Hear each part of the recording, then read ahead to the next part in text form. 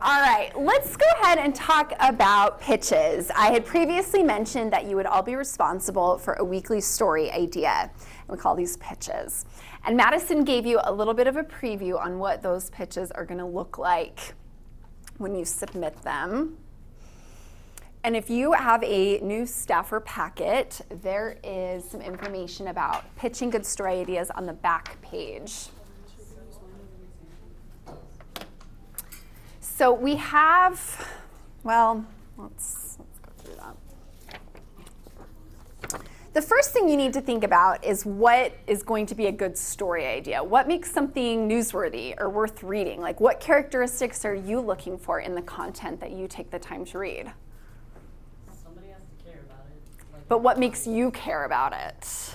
It affects me. If it affects you personally, what else? Prominence in the community. So like big names? Okay, it has to be timely, something that's happening now.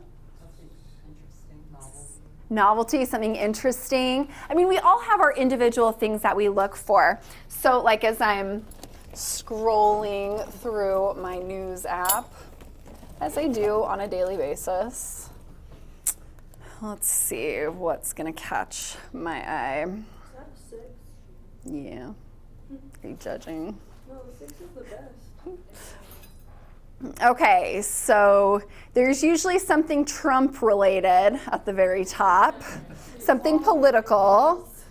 Let's see, we've got something about mortgages, birth control, avocados. Yes! I actually don't like avocados. So I'll just keep looking. I get really angry when my phone starts recommending Kardashian news for me. But, oh, we got Bachelor. There we go. That's a clicker right there. They should have a Dixie State Bachelor.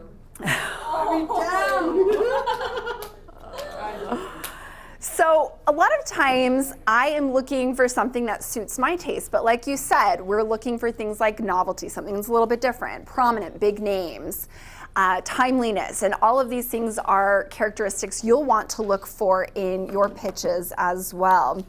Now, we are a weekly news organization in theory because we've got a weekly newspaper and a weekly show, although we do have our website, which should be like minute by minute, right? However, it just doesn't function like that. But I want you guys to have that minute by minute mindset. Even though we're only a weekly newspaper, that doesn't mean we wait a while. But it does mean that news can get old. So if something happens on a Thursday, for example, after our news show, we are not putting out like a concrete product until the following Wednesday or Thursday. So by that point, it might be too old, but obviously on the web, it's always going to be appropriate. So pitches can work for any of those media platforms. So don't restrict yourself to just the newspaper or just the show. And you guys have to think like students. Those students are not our only readers. They are a big group that we're trying to target. So think about your own interests. What do your peers want? Strike up conversations with your classmates about it. Eavesdropping conversations. You know, a lot of times that's something that really can give you some good ideas. Even as a teacher, I kind of like to hear what my students are talking about before class starts or after class and kind of get into their heads that way. Okay. About thirst traps? What? Is that how you learned about thirst traps? I had to look it up, remember? I had to Google it because I just didn't know. All right, so how do you know if your idea is a good one? Have we already covered it? How are you going to know if it's something that Dixie Sun has covered? If this is your first semester, you really are pretty clueless probably about what we cover. If you Google topic, then Dixie Sun News, it might pop up. And if it doesn't, then we probably haven't learned about it. That is the best way to do it, because if you just go to dixiesunnews.com, there is a way to search, but I just don't think it's all that effective. It's not great. It won't bring up like really relevant articles to it. So you can see there's a search bar right here, but yeah, I think Googling it and putting Dixie Sun News next to it is the best way to go.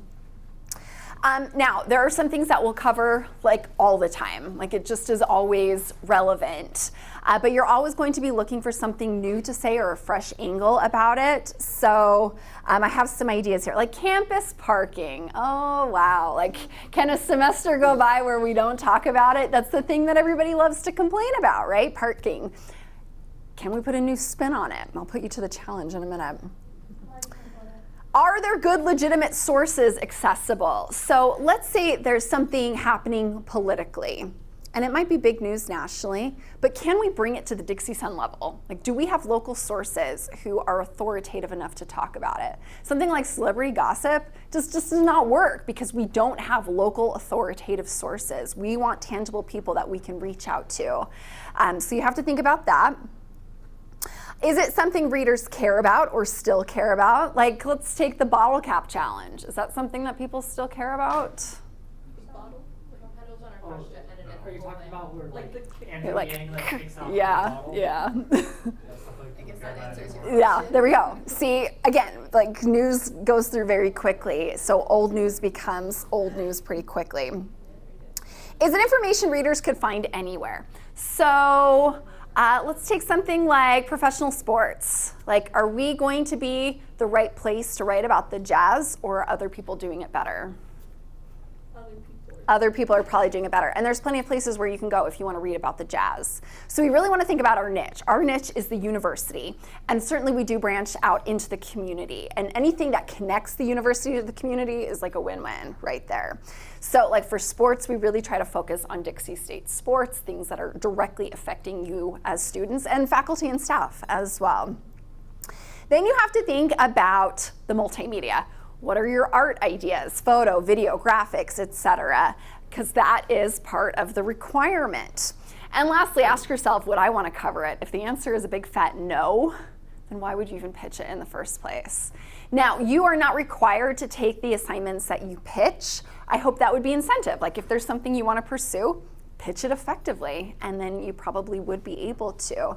But you really want to think about why you're making these pitches. Is it just to satisfy the requirement and get your grade each week? Or is it because it's actually a good idea that we can use? Okay, so let's look at the actual pitch submission process. So just like posts, you've got the add new button, and that will allow you to fill in all of the information we talked about for posts. So you're gonna give it a slug, a nickname, and then you're gonna give a little description of what your story idea is, include sources, include art. So for every pitch, and again, this is part of your weekly grade, I'm looking for a good description of your story, real sources that can be used, and then whatever kind of art or multimedia would go with it. So those three components. So I'm gonna show you some pitches that I came up with. All summer long, I've just been keeping a list on my phone when story ideas come to me, and then a couple days ago, I sat down and put them all on paper. And it's one thing to come up with a really good idea, it's another to write a good pitch. So, we have an LGBTQ plus center on campus, and I was actually trying to contact the director in May about something, and I realized she was gone. Her name had disappeared off the Dixie directory, although her image and her contact information were still on the website for the organization. So I reached out to a friend who knew her also and asked what the deal was, and she confirmed that Katie Perkins, who was the coordinator, left. And because I've been here a while, I know we've gone through a lot of coordinators in this position over time. I think Katie was only here for maybe 9 months. Before her, the person was only here for a year or two. So that got me wondering, like, why is there so much turnover with this position? Is there something going on? Do they have better opportunities? And how is that impacting students? So as far as I know, there's still no coordinator over that position. We're about to start school. So those were some of the things I put in the description here. It seems like DSU can't keep an LGBTQ center coordinator. Katie Perkins resigned in the spring, though she's still listed on the website, and she was only around a year. The person before her was here a year or two. Is DSU providing enough support for this center and position? I've heard it's a part-time position, so that raises some questions. Does it need to be a full-time position? Are students getting what they need? Will it ever be a full-time position? Okay, so now we have to think about sources. Who are we going to talk to about this issue? So Katie herself is not here. So I'm thinking, okay, who would be the person above her? Like, who is in charge of the LGBTQ center? And I'm not exactly sure who it is. Del Beatty is the Dean of Students, so he's ultimately responsible for student programs. Peter Gatow is the Vice President of Student Services, so he would absolutely kind of be at the top of that chain of command. I just wasn't sure like who would be in between. Tasha Toy is over like diversity and things like that, so that might be under the same umbrella. When I took that photo, his name, I'm drawing a blank, but his office is directly across from it, and he has a lot to do with the multicultural inclusion. So he's like really tan. He told me that he kind of does most of the LGBTQ stuff now. When I took that photo, Is it Mike Nelson? I think that is. his name. Oh, interesting. So So he they're said just he kind has of a big handing it role. off to somebody else. Interesting. Okay. Now, would you want to know why Katie left? How are we going to find her? She doesn't work here anymore. You could look her on social media. I use LinkedIn to find her. And Katie Perkins is not like a unique name.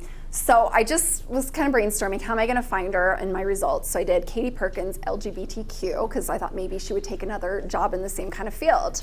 Found her on LinkedIn, no problem. Well, that lists her current employer, right? So I've got that information here. Well, we don't need to look at it. But according to LinkedIn, this is where she works. Now, she wasn't listed on the website directly. It was actually kind of weird in terms of like email us if you need our services. But we've got some kind of connection there. So we could potentially find her and do an interview that way. So sometimes sources like this are a little bit more tricky to think through. Other times they're super easy and pretty straightforward. Okay, so I had some ideas for art. Can you guys think of anything just off the top of your heads? Like, how are we going to have some kind of an image to represent this story? Because it's not a literal image. We're not taking a photo of an event or anything. I feel like it could kind of depend on what the answer is for this one. I mean, I know you won't, if it's a negative reason why they're not keeping them, I would have some sort of idea for graphics of going in to the DSU building and then coming out and like, I have a graphic idea. But I feel like for this particular story, waiting to see the answer on this could also be a thing for the graphic designer, if that's the way they choose to go. So you bring up a good point in that sometimes the art is pretty easy to come up with from the get-go. Sometimes you really do need to wait to see how the story unfolds. Now, I thought maybe we could get some information from human resources on campus, like how long has this position been around? How many people have been in this position? We could do some kind of a chart comparing the numbers there, like how often is their turnover? Is it every year? So we can look at some numbers over a period of time. Maybe we just have some file photos of LGBTQ events from the past, images with Katie Perkins in them that we could use. Or what if there's just like an empty office? You know, that I would normally say like signs and buildings don't make good photos, but there's actually some kind of representation behind an image like that. Maybe something like that could work. I was thinking even, I know they still do the LGBTQ club, of them like standing outside their office, like with their arms crossed or something. Would be kind of cool. And what we have to be careful about as photojournalists is that we're not creating news, that we're merely documenting it, right? So we would never want to like encourage them to do that if they didn't feel like that would be appropriate. But yeah, let's say that they were protesting. I mean, that would be perfect, right? We just show up, we take the photo, it's legitimate, it's emotional, it's great. But other times, you're just not really sure. Similarly, I had an idea, this cold classroom effect idea. So I came across this article, and they actually studied the impact of a cold room on your cognitive function. So they used college students, they brought them into a cold room, and they gave them a bunch of tasks to perform. And basically they found that the women performed much worse in a cold room than men. But that goes to show you, like, having a cold environment really does affect you. I'm always complaining about cold rooms on campus. I always have my heater with me.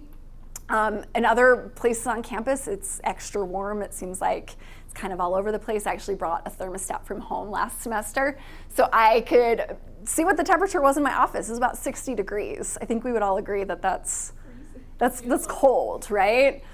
So I thought this is something that would totally work for us. It seems pretty dangerous at an institution of higher education where you're trying to enhance your skills and perform well. So I thought we could compare it, or we could explore the issue a little bit. So I have a link to the article. Compare the info in the article to experts on campus. What is the normal temperature in buildings? How well can it be regulated? I was once told, because this building is pretty old and it's been remodeled a couple of times, there's only so much they can do in terms of improving the temperature consistency. Whereas in a brand new building, you would have a lot more control, but it's not like there's thermostats everywhere. I can't do anything about my office temperature. It just is what it is. And why is there a difference between men and women? Why do women perform worse in a cold room than men? So there are a couple of issues here. So who on campus is going to be knowledgeable about this? This one actually was really hard for me. I knew that there would be somebody who's in charge of heating and air conditioning on campus, so I used the Dixie directory, and it looks kind of funky when you copy it and paste it. So let me show you guys how to find that Dixie directory. So you go to dixie.edu, my Dixie, and then the directory. And P.S., our website is updating in about 2 weeks, so yeah, I was supposed to update next week and then they pushed it back. So what I'm about to show you may no longer be the case in a couple of weeks, but we'll deal with it then.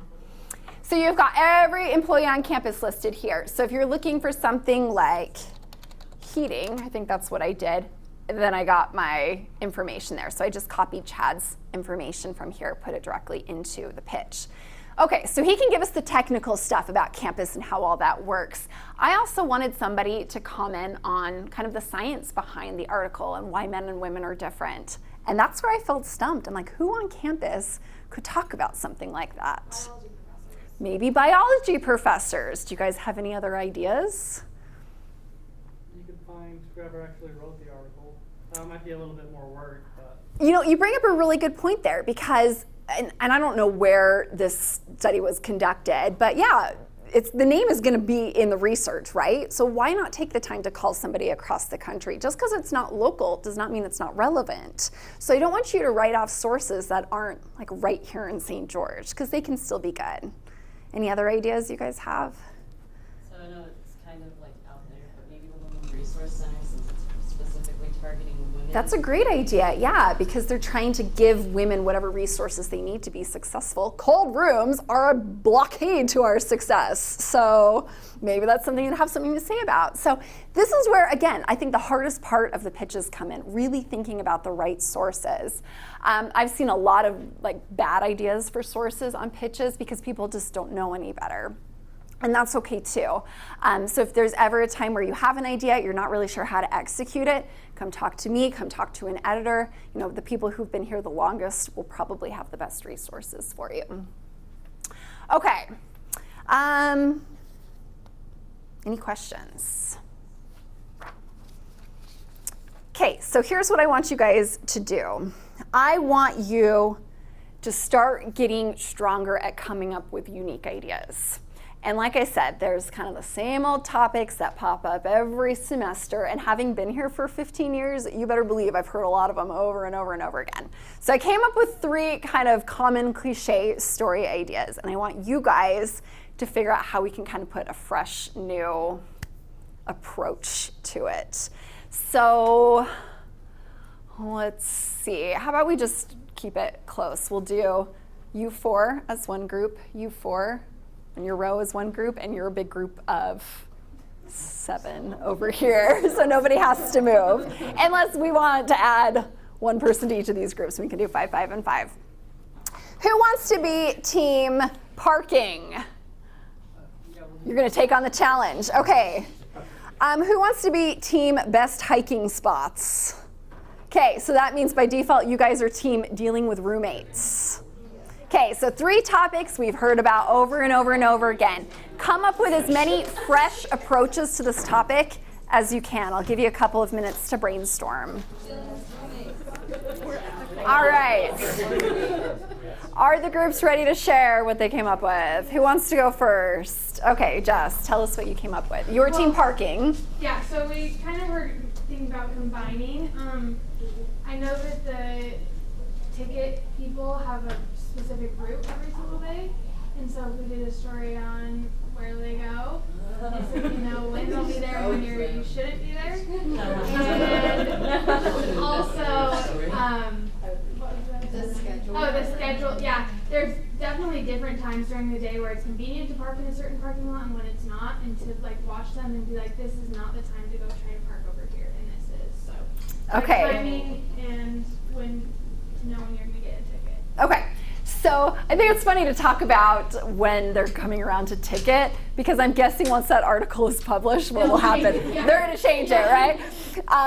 But as far as which lots are most accessible at different times of day, I think that's something that would really be relevant throughout this semester, and that's not going to tick anybody off. That provides a useful service to students.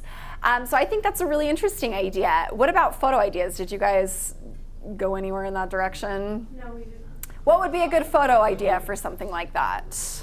Not a parking stall. I think a graphic might be Yeah. work with like green zones, red zones. something Yeah, like it could be that.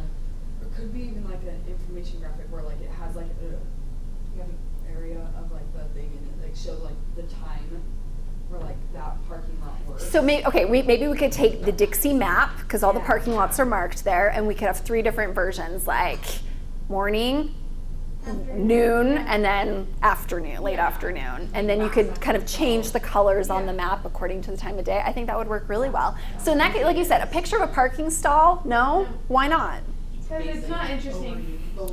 Yeah, I mean, that would work for a lot of different stories. I'm sure if you go on our website, you'll see a whole bunch of those already. So yeah, thinking about a graphic would be interesting. Okay, team roommate, what did you guys come up with? We talked about dating your roommate. Oh. Yeah, like Pros and cons of it. Interesting. Okay. Yeah, I've never seen anything like that in Dixie Sun content. How would you illustrate dating your roommate? Giant circle across. So like, Andy Anderson how-to piece. Oh, you get that reference, but not my super sweet 16. I don't get it. Ariel. so you could do this in either graphic form or like picture form, but have them, if you can find a hallway that has both rooms coming out at the same time, then Like holding hands across the hallway? Yeah. Cute, I like it. So there we have something that's more of an illustration. It's not a literal photograph. It's something we have to set up. So we'd want to acknowledge on the photo that it is an illustration. But yeah, I think something like that could be cute for a story that's not really cute, but serious. But yeah, I think it all works well. Okay, team hiking, what'd you guys come up with? We have a ton. You have 15. 15. Yeah. Came with a lot. That's fine. Give me your best one. Okay. Yeah. So a lot of people do. We have so many. Sorry. You could- Point at random. Okay. So a lot of people get married or like eloped in national parks, and it's be like students that eloped and like why they chose to do it there, or like through hiking is a big thing. So any students that have done through hiking. through hiking. It's the bigger ones. So it's like when you can literally hike from Canada all the way down to Mexico through the Pacific Crest Trail that runs from California like all the way through. So people do huge hikes like that, and like maybe some of our students have done that, and like uncharted hiking or hiking horror stories and. Okay, well, with both of those first 2 ideas, they're really interesting ideas, but they hinge on finding people who have experienced those things as sources. So that's where maybe using social media will help you make connections with those people. This is just a tip I think of. If you know a story is going to have something like that where you're going to have to find people, if you're going to pitch it even before you do, if you can like try and find them, it Such a makes good it, idea. Like go smoother. Pre-screen your sources before you pitch. Yeah, because so many stories have been pitched based on like this might be something real, and then the assignment is given out, and then the reporter gets to work and finds it's not really a story, and then you're at square one. So not only should the pitcher do some research, but editors, before you assign a story, you better make sure that there's a story there. Otherwise, you're left with finding a plan B. I was also reading up the other day about how they haven't opened any new trails in Zion National Park since the 30s. And so it's like kind of like the history behind trails and like ones nearby, like if they're constantly opening new ones, like how like the history behind like all the hiking trails. So we there's so many, but like no one knows really anything about them, just that they're there. Interesting. Okay. Well, hopefully that was a good little exercise. Maybe you actually have some real story ideas that you can hold on to when you are expected to start pitching. Okay, do you guys have any questions on pitches and finding good story ideas? One final thing I'll say about that, when you do need to find a photo idea, sometimes we come up with some pretty abstract topics and we're kind of stumped for a minute about a photo. I just like to do a Google image search. So I'm gonna go with like dating roommates and see what comes up. Wow. Okay, so maybe you get some good ideas, maybe you don't. I actually like your hand holding across the hall better than anything I'm seeing here. But we've actually come up, oh, the bed one's kind of an interesting one. Anyway, we've come up with some good photo ideas based on doing something. Holding their hands across the beds. That's a lot more PG. Yeah, is it though? I don't know. All right, so we'll leave that there. Okay. All right. Let's shift into a conversation about difficult situations you might encounter in your time on the Dixie Sun. And I've come up with a list here that I want to tackle. And we haven't talked a lot about sources and the interview process, so I just want to direct your attention to a couple of things in the handbook. This is especially pertinent for writers. Starting on page 10, I talk about using first person in writing. Like, when can you yourself be a source? Very infrequently is the short answer to that. Even in opinion writing, you can write an effective piece without ever using first person, but if you're going to do it, that's the place to do it. You should never be using first person in a news story. It needs to be completely objective. It should be done rarely in features as well. I can think of a couple of occasions where it might work, but most of the time features should be in third person as well. And sports absolutely should be in third person as well. I also have some information about writing leads. So for those of you who are going to be writing, you'll be enrolled in my Media 1130 class, and we will talk about leads all day long. So you'll get information on that in addition to what's briefly summarized here in the handbook. And I have some information on sources. I've mentioned this previously. We have an expectation of 3 human sources used for most assignments. So like any news story, sports stories, features, opinions are a little bit of a different kind of animal here. I also have some comments here about anonymous sources. We also use them rarely. There has to be a very compelling reason for an anonymous source. There will be lots of people on this campus who just are kind of shy and they don't want their name. Like, I don't know, it's just kind of dumb. They don't have a good reason. Find a news source is the short answer. Oh, okay. That was all a joke, by the way. We had a feature about a cat last semester, and we were talking about trying to get an interview with the cat. Yeah. Attempts to reach the cat were unsuccessful. I should have. Go ahead, put that back in there.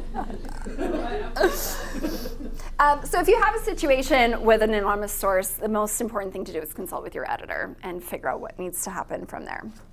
Okay, we talked about ID tags for identifying sources, the importance of checking names. We had the MFE in Madison's caption, and you'll hear me say that a lot. MFE, major factual error. Remember the Dixie directory I showed you a second ago? That's usually a good place to verify the spellings of names.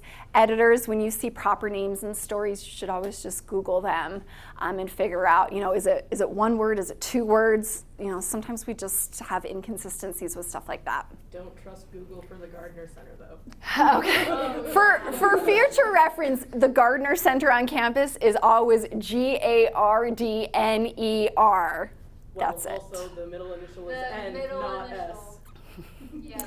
And the Jeffrey R. Holland building, that's the other one that's misspelled a ton too. So anyway, yeah, campus buildings even could trip you up there. All right, let's say you have an interview with somebody, you forget to ask their ID tags. I can look it up on what's called Banner, or My Dixie is what you guys log into. Banner is what I see on my end. If the student goes by a nickname, though, that's when it gets tricky to find that person. And if they have like a super common name, there could be 7 people with the same name, and we have to go through and figure out which one it could be. So it can be a little bit tricky. The problem is sometimes you'll ask people their major, and they'll tell you things that aren't real majors here at Dixie.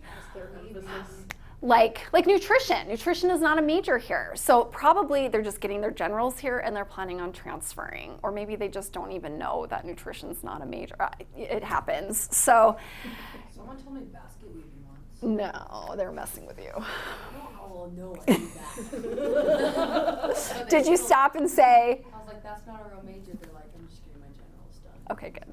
That's what you need to do. Hand, yes. Yeah, so like another thing too is like you can get like at least their phone number, even if it's just an MOS short thing, just so you can go back and double check at least till the story's been published. So many times I'll ask students, did you get this person's phone number so you can follow up with X, Y, and Z? And they say no. So you might talk to somebody thinking, I just need you for 30 seconds, we'll never ever talk again. I would recommend getting their contact information just in case. Just a basic thing that I got in the habit of is at the end of every interview, say thank you for your time. I'll let you know if I have any follow-up questions. Let me make sure I have all the correct information to get in touch with you again. Because, yeah, a lot of times you'll have like just a simple 2-second answer that you need from them. And I think that goes into that realm of professionalism, kind of leaving that window open to follow up in case you need something else. Even for photographers, like what happens if your photos accidentally get deleted? Has that ever happened before? It wasn't in college though. I mean, that happens to everybody at some point in their career, or like the recording of their interview is deleted. So, so yeah, having that backup and just letting them know you might need to follow up is a good idea. Even asking them, is there a time tomorrow when I can follow up with you once you've had time to kind of go through your notes and think through everything after the fact? That's when sometimes I feel the most clear, like after the fact, and you don't want it to be too late. This is kind of a little bit off topic, but it's something that I started doing like at the end of last semester. Is at the end of your interview with someone, be like, okay, is there anyone else I should talk about with this? And then you can get additional sources as well.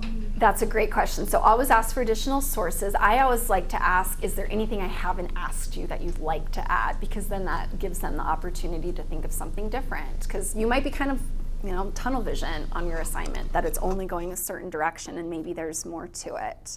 By raise of hands, those of you who are returning on the staff, how many of you have had sources just ghost you? Like they just don't respond? That's everybody, right? Okay, so that tells you that that's a very real possibility, that you are trying your best to contact sources and they just either don't call you back, they blow you off, whatever the case might be. What do you do? You. What am I supposed to do? Steve Johnson yelling. Sometimes I have to go there, yeah. You should reach out to more than 3 people. That's right. The more sources you have, the less concerning it is if somebody doesn't come through. Also, what I find most students do is they just send an email and then just kind of let it sit for a couple of days. That's probably a bad idea because now you're waiting on that person to get back to you, and it's too easy to ignore email. So you have to be more proactive. Find out where their office is, visit. Maybe they have office hours posted on their door and go back at those times. Pick up the phone. I don't want you guys to hide behind email because it feels safe. It can be really dangerous for you in terms of not being able to meet your deadlines. I give myself a 24-hour rule where if they haven't responded to my email within 24 hours, next is phone, and then within next half day, if I still haven't heard anything, I will physically go to the place, and that's just like a pattern that works because they can't ignore you if you go find them. I would adjust that a little bit. I would send an email at the same time I make the call, and then get kind of that double layer of protection, and then give yourself the 24 hours and then show up in person. So it shouldn't be the end of the week and somebody says, well, have you gone to their office? Well, no.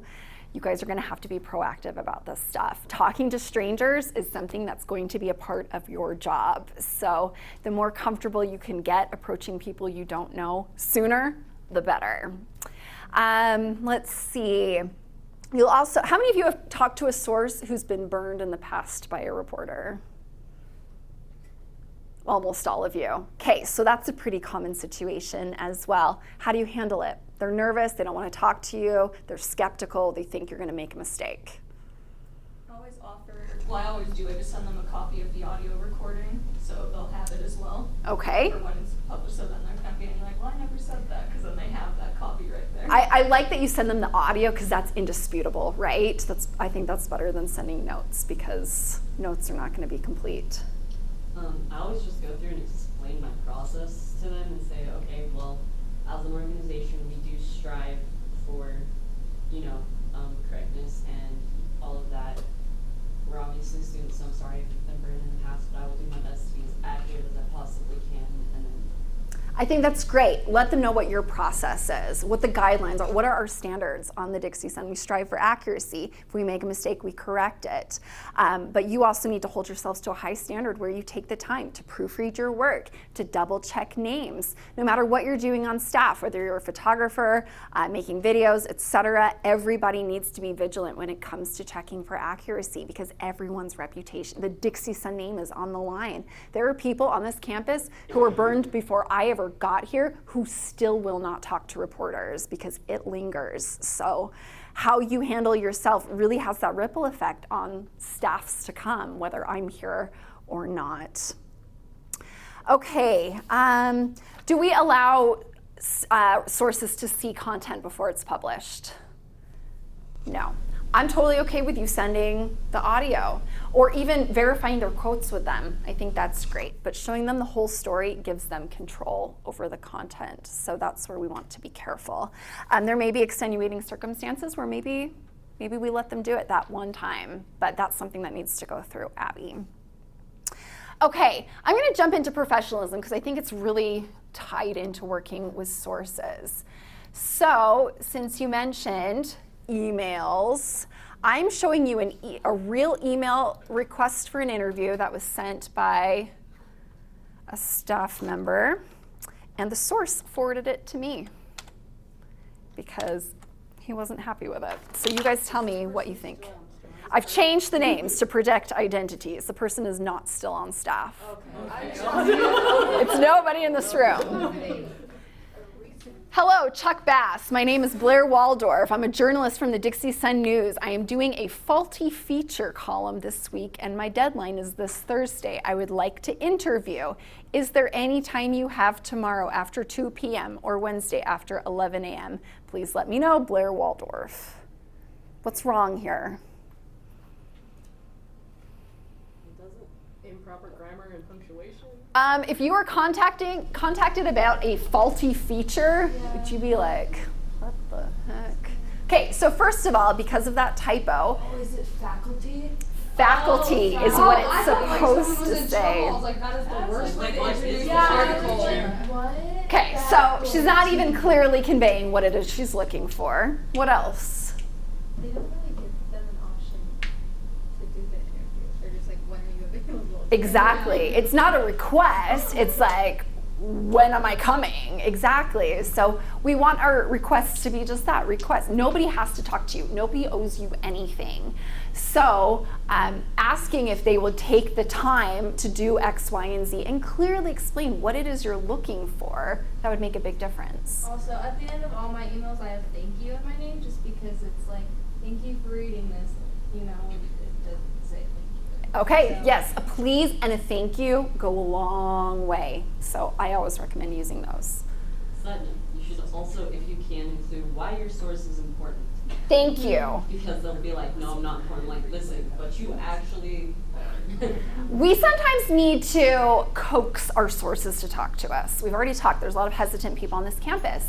So maybe we could flatter them a little bit. Why are they so important? Why are they selecting them, especially for a faculty feature where anybody is up for grabs? Why this particular guy? So yeah, explain why that person is so crucial to the story will make a big difference. I would also recommend leaving additional contact information. You know, it just has the name at the end, so maybe like a phone number, etc. I also, once he sent me the email and was like, yeah, I think she probably could have done better, I responded and explained what the faculty feature was, and I sent him links to 2 previous stories that were done so he could see kind of the format and the content that we were looking for. So I think that's a good way for you to kind of create credentials. So let's say we have a recurring faculty feature and you are the one who's doing it on a regular basis, kind of like your resume. Here's what I've done before. Maybe they'd even want to call those sources from previous stories and make sure that they can trust you. So that's why you need to leave a good experience with your sources. Anybody else have any insights about maintaining professionalism when you're interacting with your sources?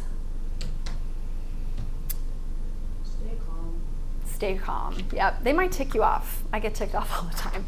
But flipping out is a bad idea. Years ago, we had a police chief who called me. He was angry about the way a photographer handled one of his officers. She's like 5'3", what did she do?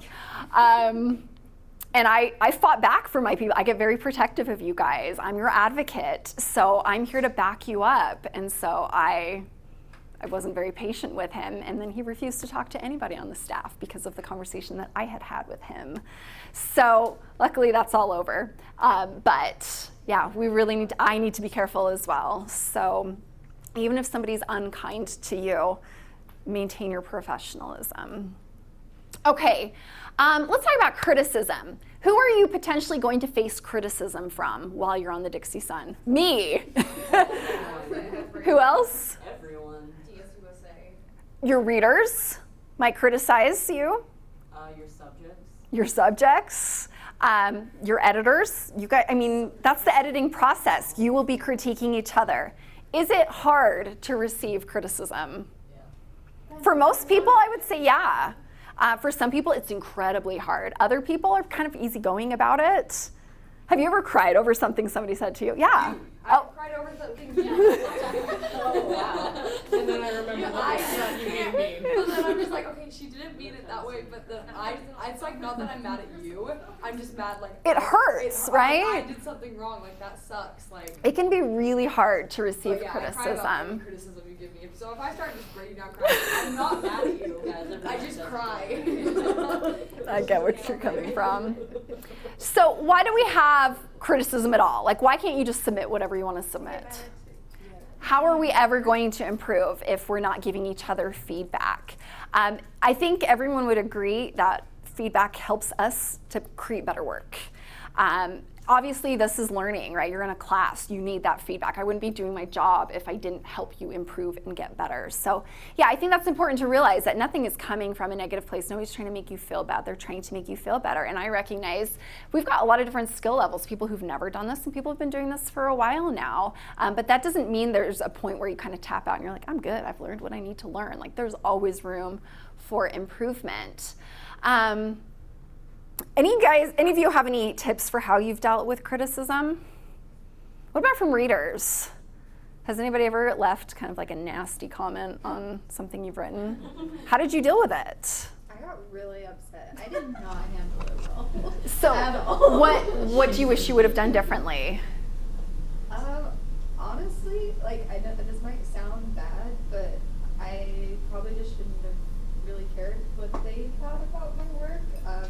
They're not the ones that are judging me. Like you're my advisor, and I wrote the content. Just because like they didn't like what I wrote, I shouldn't like take that personally. Right. It may or may not have any kind of weight in terms of how you should receive it. Jess? And I'll throw myself under the bus. The last semester there was like some things, and there was one specific comment that Are we talking about the social media yeah, war? And I involved myself and I attacked back, and like it doesn't change what they're gonna say, and you'll just end up getting in trouble if you talk back. So it's just better to just take the higher road, even if you want to say something. I'm glad you brought that up because I was going to say something about that too. Because in the handbook, and I'm looking for a page number, I've got some stuff about social media. Like you can say something that's productive, like just polite, but you can't be like what I said. We can't make it personal. Yeah. Don't engage in the enemy. Don't, yeah. Page 5, there it is. Okay, so here in the handbook I talk about you maintaining professionalism on your own social media. Yeah, you've got your professional Dixie Sun social media, but you also will have your personal social media, which you still need to be careful about. I'd recommend making it private if it's not already, so only your people can see it. But also I say don't engage in fights with sources, whether it's on social media or on our website, because people can leave comments there. We need to maintain that professionalism. Now, if they point out an error, that's one thing. If they're just saying you're a stupid idiot for the way you believe, don't engage. So, I don't know how you feel about this, but I've seen on several like news platforms and little trolls, so I like to go through all the comments. And like I'll see some organizations respond with, okay, so-and-so at them, thank you for your criticism, and like that's all they say. Mm-hmm. So they've acknowledged them without technically engaging in a negative, unprofessional manner. So I feel like if you want to say something where you feel like that would benefit your readers who are for some reason upset, that would be a good format to do that in. I agree, yeah, And kind of that following fresh up with them. conversation. Like when you respond, they'll keep going. Yeah, I can't remember the exact details of it, but we had something like that where people were criticizing the Dixie Sun, like we don't cover anything they'd want to read anyway, so it's not worth their time or money, and so we invited them to come talk to it, give us some ideas, or let's have a little focus group, and they wanted nothing to do with it. So I think giving people an opportunity to voice their feelings helps kind of separate the real comments from the nonsense, the trolls. I feel like something where it's like, thank you, it's like, we appreciate your feedback, like, thanks for reading, where it's just like you reinforce it like with positivity. At least they're reading it, right? Yeah. So, yeah. It's just like, there's things where like, instead of saying like, oh, I'm so sorry, like you're waiting for me, like I'm so sorry I'm taking up so much time, it's like, oh, thank you for waiting me, Yes. thank you, and addressing with positivity. Yes. Instead of, yeah. Totally agree there. Okay. Let's talk about journalists' rights, and I think there was some reference made to this earlier. Last year we had some trying times with sources telling us we couldn't go to certain meetings or we couldn't photograph certain things, and that really generated a bigger discussion beyond the Dixie Sun, but journalists' rights kind of across the state on what we can and cannot do.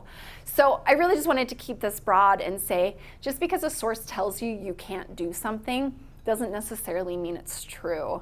And if you don't know what your rights are, it will be impossible for you to hold your own. I mean, you're going to feel like you're inferior in that situation. Like, they're an employee, they know better, they're older than me, they're bigger, they're smarter. And then you'll just kind of cower away from the situation. But you have every right to be in certain places at certain times. So, I'd like to hope that no problems will arise this semester. We'll see, but this is a public campus, which means open government, which means you have way more access here than you have a lot of other places.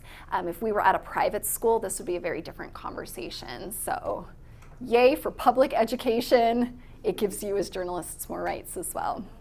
I had a professor last week who was completely and totally willing to be interviewed. However, he was also convinced that he needed permission from somebody else, which was not the case, by the way, and I eventually was able to get that interview. If that does happen, make sure they may be convinced that you are not able to, and that's just them not knowing, but as long as you do, you can fight that. So there is a campus policy that explains that when a comment is needed on behalf of the university, like an official spokesperson kind of comment, it needs to go through a specific person. But anybody can comment on things that are kind of more pertinent to them personally.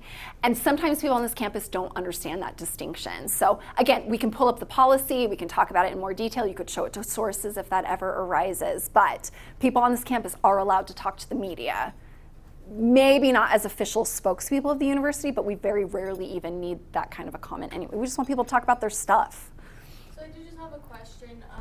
So last semester when I was doing one of the articles that involves the police, like campus police, Chief Barfus ended up telling me that they have a new policy that we cannot talk to the officers. Is that a standing thing? I mean, they could make that rule. I mean, that could probably be grounds for fire. I'd like to think that in departments they can create those kinds of rules. Legally, there wouldn't be anything wrong with it, but that just kind of might be the guidelines that they've set for their organization. They want to make sure probably that all information is legit and accurate, and it's all got to go through one person to ensure that that's the case. And that is something that's fairly common from what I've seen from other police chiefs. I was just wondering, because for stories like that, like, how are we supposed to get resources if we can only talk to Arthas? It's where we might need to get creative. But it's not uncommon to say that you want the most official person to filter through the official information. And then we have to look for sources to talk about other angles. So last year too, Maddie and I had an issue with there being an open meeting, but the FBI were there. They were doing a PowerPoint presentation, and at the very end, he said like, "Oh, this is confidential. You guys can't use any of it," even though it was a public meeting held in a public place. And they didn't tell us until the very very as end we were of off walking out record, the door. and we couldn't use anything. So like people try to intimidate you, like even like last minute that you can't use your stuff. And what did we do? People. We used it. Yeah. Exactly. They literally Yeah. cannot do anything. It was a public meeting on. It was a public meeting on public campus. It was advertised to the community as well as the university. So not even the too FBI bad. can tell you not to use It's true. It's true. Okay. Let's talk about sensitivity. I had wanted to talk a little bit about diversity, particularly when it comes to sensitivity. I talked about instances of violence, suicide, those kinds of topics, and how we need to tread carefully. But what are some things that we can do as a Dixie Sun staff to enhance diversity in our coverage? Ariel. So I feel like we could have more of a beat reporter per se, is a theoretical idea, but somebody who focused essentially on like the MIC. We don't really have anybody who currently has like a connection with that. So getting perspectives from different groups that don't get a lot of time from like the Dixie Life and other places, that was going to increase our diversity. You are naturally limited in your scopes. I mean, you're all members of the Dixie Sun. Some of you are more involved in other organizations. For some of you, this is the only thing you're involved in. You're a certain major, you have certain classes with certain professors and certain peers, and that kind of creates this bubble around you, and it's hard to know what else is going on.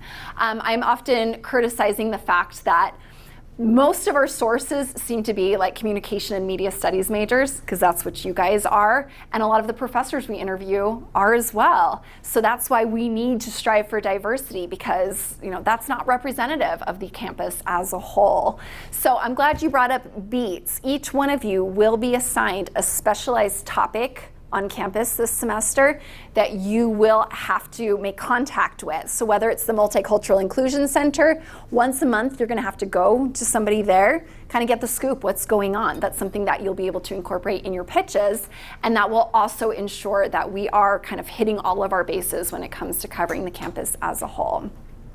What other ideas do you guys have for increasing diversity?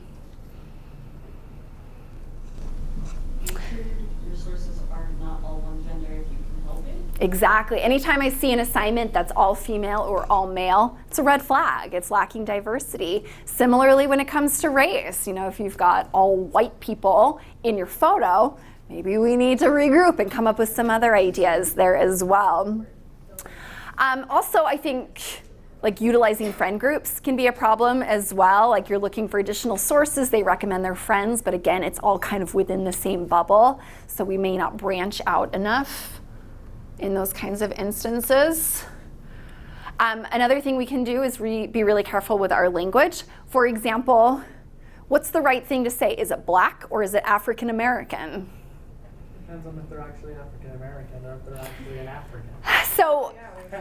So we kind of had a quick talk about the AP style book, and I didn't bring my copy of it, but those of you in my writing class also will hear a lot more about this. But these guidelines in terms of how to write things, and the AP style book says there's nothing wrong with black, and sometimes people kind of stumble over that word, like maybe it's not really appropriate.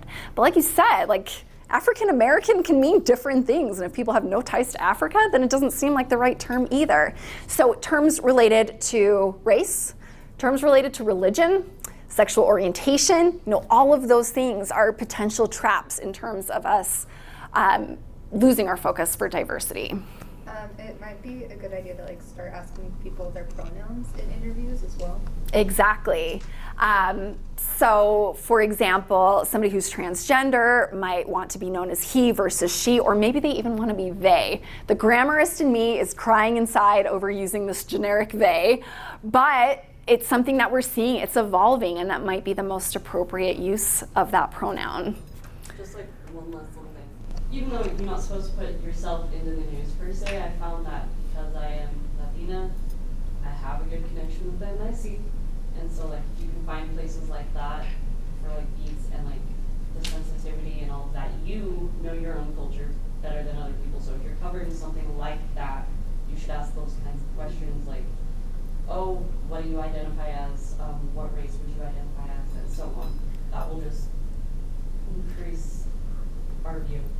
And if you're not particularly cultured in any aspect, or if you don't feel very diverse yourself, you have to be aware of your limitations. So if you know, okay, this is where I fall short, this is maybe where I need to go a little bit above and beyond in this particular assignment, just to make sure that I'm being appropriate and complete and inclusive. So that's just something that I want to be on the forefront of your minds.